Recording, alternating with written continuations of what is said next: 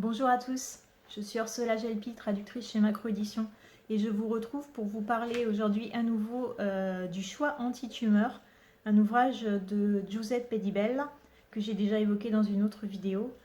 Donc un ouvrage de ce professeur dans lequel il présente en détail la méthode qui avait été mise au point par son père Luigi Di Bella et qu'il a continué de perfectionner toute sa vie. Je vais vous lire, je pense, un extrait de la préface qui couvre assez bien le contenu de ce livre à mon sens. Donc on y va. Cet ouvrage de Giuseppe Di Bella aborde avec une rigueur extrême, clarté et modernité les sujets de la prévention primaire et secondaire des tumeurs. Les chapitres consacrés à l'alimentation, à la constitution et à la fonction des aliments sont un vade-mecum très utile pour quiconque veut adopter un régime alimentaire sain et destiné à prévenir l'apparition des pathologies tumorales.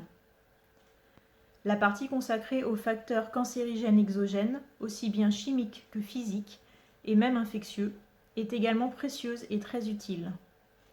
Outre une analyse de leurs mécanismes d'action, de listes détaillées et actualisées, on y trouve également des informations précieuses sur de multiples substances cancérigènes liées au lieu de travail. On considère des événements et mécanismes jusqu'alors négligés ou traités de façon marginale, tels que par exemple le rôle mutagène et donc potentiellement cancérigène de nombreux traitements de chimiothérapie dont les dérivés, fruits de leur métabolisme dans le corps des patients, sont éliminés dans l'environnement à travers les selles et les urines des patients traités avec ces substances, contribuant à augmenter le risque génotoxique et mutagène pour toute la collectivité. On analyse en détail les relations entre habitudes de vie et apparition des tumeurs. Une large place est consacrée à la structure et aux fonctions du génome, à sa sensibilité aux énergies physiques, parmi lesquelles les radiations ionisantes ou non, et les champs électromagnétiques. Les agents infectieux sont également traités de manière ample et détaillée, lesquels ont démontré qu'ils pouvaient altérer l'expression génique et la transduction du signal moléculaire, entraînant des risques prouvés de développement néoplasique.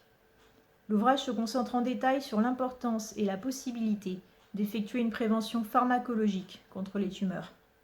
La prévention reste sans nul doute une stratégie essentielle, une approche si importante dans le domaine biomédical qu'elle est considérée comme toujours actuelle et nécessaire, même si les progrès des traitements et des diagnostics devaient apporter des solutions définitives, comme on espère que ce sera prochainement le cas pour le problème du cancer. Donc je trouve que cette préface, elle résume très bien ce qu'on trouve dans cet ouvrage, parce qu'effectivement, il y a un détail incroyable sur tous les agents qui peuvent être potentiellement cancérigènes, donc dans notre alimentation, dans l'air qu'on respire, dans les produits qu'on utilise. Plein de sources aussi auxquelles on ne pense pas d'habitude, qui sont vraiment détaillées.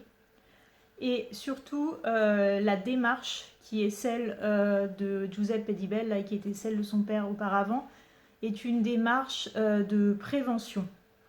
Ça ne veut pas dire qu'il n'y a pas de partie traitement dans la méthode Di Bella, il y a bien sûr une partie traitement, mais la prévention est extrêmement importante, aussi bien par les petits gestes du quotidien, par ce qu'on mange, par les produits qu'on utilise, mais aussi une prévention pharmacologique qui est très très bien détaillée dans le livre et qui peut être accessible à tout le monde parce qu'elle est vraiment très peu coûteuse et facile à mettre en place. Et je trouve que ce sont vraiment des mesures très intéressantes et une manière d'aborder les choses particulièrement intéressante, parce que c'est vrai qu'on est dans une société où on fait beaucoup de place au traitement des pathologies et finalement assez peu de place à leur prévention, même si les choses bougent et que ça évolue pas mal ces derniers temps. Malgré tout, je pense qu'il y a beaucoup de choses qui restent à faire dans ce domaine. Donc là, vraiment, ça montre bien l'angle qui est choisi dans ce livre. Et donc un livre qui s'adresse à tous, hein, puisque malheureusement les maladies tumorales nous touchent tous de près ou de loin, que ce soit personnellement ou dans notre entourage. Donc voilà, un livre qui peut être utile à tous et que je vous recommande vivement.